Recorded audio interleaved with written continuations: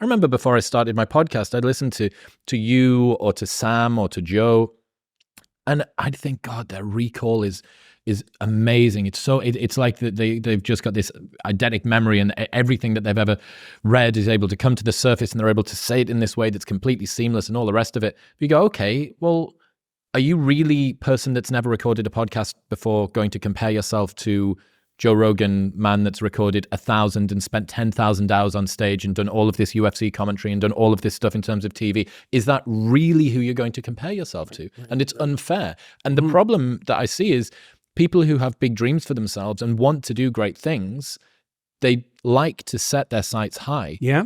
And yet they feel despondent in the comparison. Yeah. So I think there's a pride in that too, eh?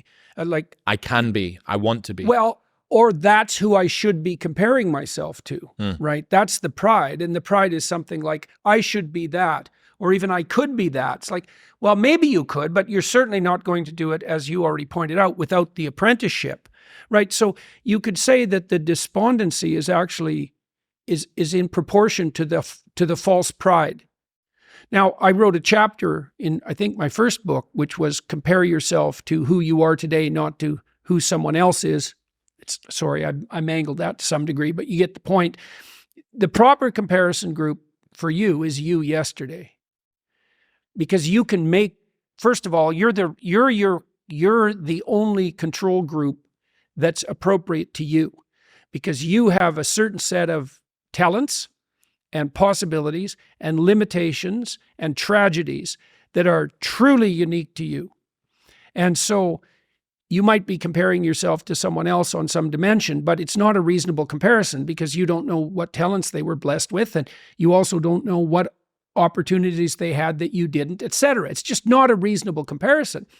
It's a lot better to think about who you were and then to think, well, could you be somewhat better in some dimension? And the positive thing about that is the answer is almost always yes. Now, you can orient that transformation towards some stellar target, and that's a reasonable thing to do, but that doesn't exactly mean that you should compare yourself to that target. Aiming at something and comparing yourself to it are not exactly the same thing.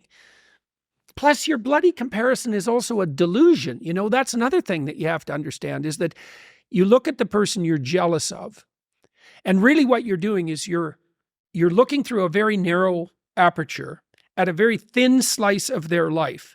You're looking at the thin slice of their life that's turning out the best, but you're also looking at a thin slice of their life that's marketed to be the best, right? And you have no idea what the horror of that person's life might be in its totality. And you have no idea if the deal was, say you wanted to be Russell Brand.